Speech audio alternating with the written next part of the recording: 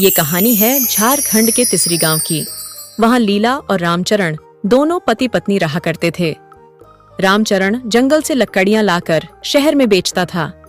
उससे ही उनके घर का गुजारा चलता था। धीरे धीरे सावन का मास आ जाता है तो बारिश होने के कारण लकड़ियां भीग जाया करती थीं। इस कारण से रामचरण लकड़ियां नहीं बेच पाता था, जिस वजह से उनका गुजारा बहुत मुश्किल से चल पाता था। इससे लीला और रामचरण परेशान रहने लगे। एक दिन लीला रामचरण से बोली,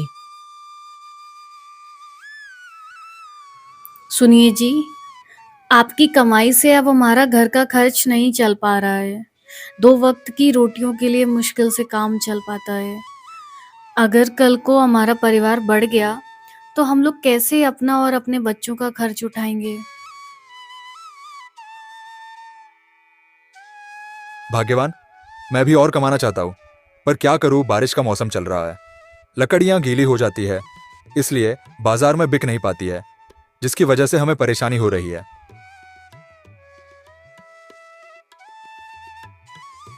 अगर आप बोलें तो क्या मैं गांव में सेठ के यहाँ काम करने लगूं, जिससे कि मेरी भी आमदनी होगी तो हमारा खर्च चलने लगेगा।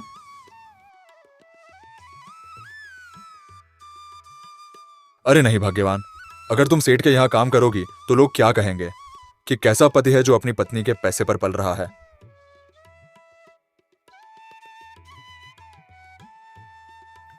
लोग क्या सोचेंगे उससे मुझे कोई फर्क नहीं पड़ता।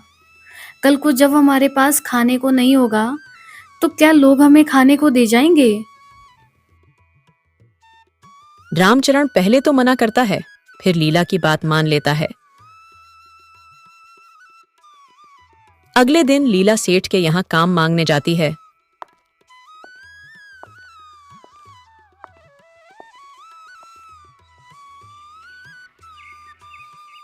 और सेठ महीने में 2000 रुपए वेतन पर काम पर रख लेता है।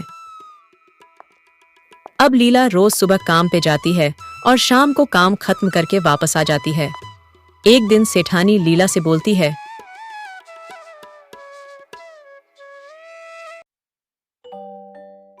लीला, नागपंचमी आने वाली है। घर के पीछे से मिट्टी लेकर आते हैं, फिर मिट्टी के नाग देवता बनाएंगे। ठीक है सेठानी जी, मैं मिट्टी रखने के लिए बर्तन लेकर आती हूँ।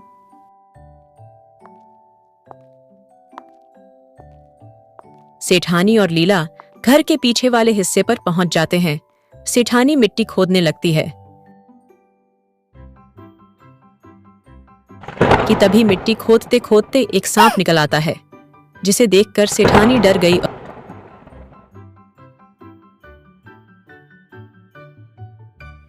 अरे बाप रे, सांप! सांप से तो मुझे बहुत डर लगता है। अरे कोई सांप को यहाँ से लेकर जाओ और मार डालो इसे। अरे नहीं सेठानी जी, ये आप क्या कह रही हैं? हमारी तरह इस सांप में भी प्राण है। कृपा करके सांप को छोड़ दीजिए।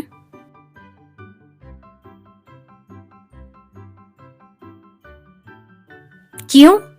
ये सांप तुम्हारा रिश्तेदार लगता है क्या, जो मैं इसे छोड़ दूं? किसी को काट लिया तो लेने के देने पड़ जाएंगे। खैर, तुम्हारा जो मन कर रहा है वो करो। मैं तो जा रही हूँ। और हाँ, मिट्टी खोद कर ले आना।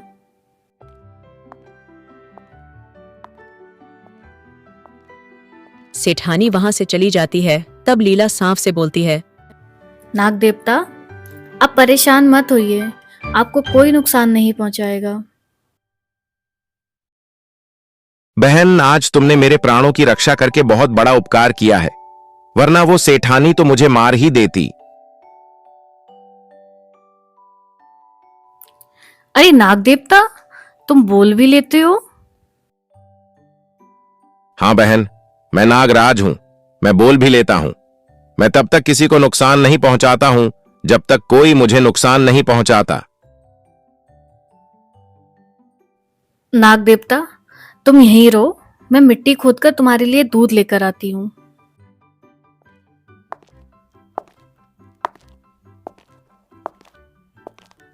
लीला मिट्टी खोद कर चली जाती है और नाग के लिए दूध लेकर वापस आती है।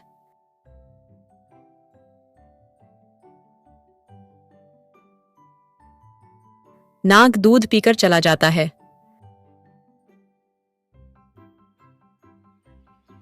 सेठानी मिट्टी से नाग देवता बनाती है और सेठ लोगों को नाग पंचमी के लिए निमंत्रण देता है।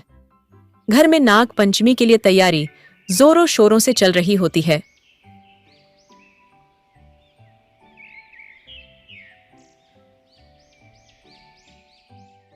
लीला सोचती है कि काश सेठानी मुझे भी पूजा में बैठने दें तो मैं भी नाग देवता की पूजा कर लूं और उनका आशीर्वाद ले सकूं। यही सोचकर लीला सेठानी से बोलती है,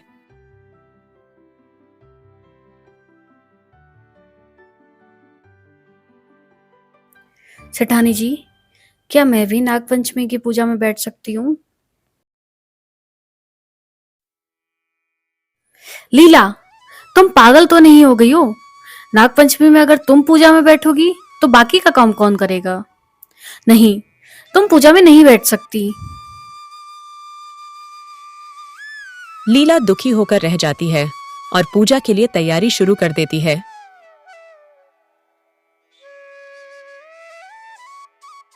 पूजा खत्म होने के बाद जब सब लोग चले जाते हैं, अरे, पूजा में हमने इतना चढ़ावा चढ़ाया था, वो कहाँ चला गया? जरूर ये काम उस लीला का है। वही आज पूजा में बैठने की बात कर रही थी ना। लीला, तुमने चढ़ावा कहाँ रखा हुआ है, बताओ।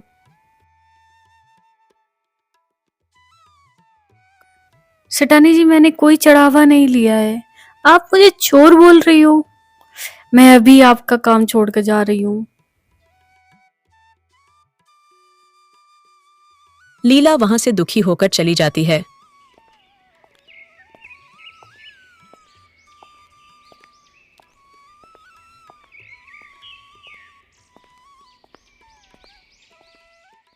और घर जाकर वो सारी बात रामचरण को बताती है। रामचरण भी दुखी हो जाता है।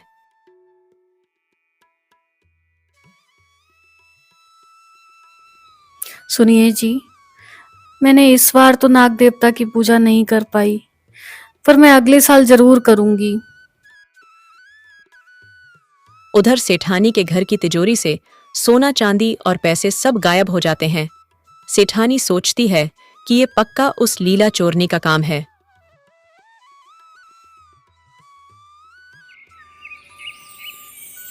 धीरे धीरे दिन बीतते हैं।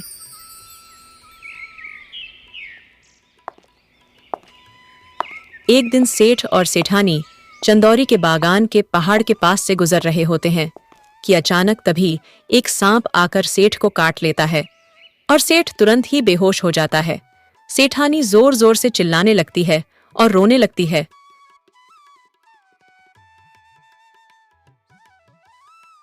तभी वहां से लीला और रामचरण गुजर रहे होते हैं। सेठानी को रोता देखकर दोनों सेठानी के पास आ जाते हैं। तभी लीला देखती है कि एक सांप उधर से जा रहा है। लीला सांप के पीछे जाती है।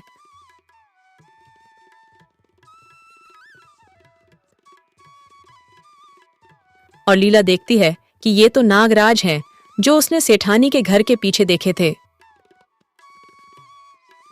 नाग देवता, कृपा करके आप सेठ जी को ठीक कर दीजिए। मैंने सेठ को सबक सिखाने के लिए काटा है, क्योंकि सेठ और सेठानी ने तुम्हें चोर बोला था। जब सेठानी ने तुम्हें पूजा में बैठने के लिए मना किया था, तब मेरे प्रकोप से उनके घर का धन गायब हो गया था। मैंने सेठ को उसके कर्मों की सजा दी है।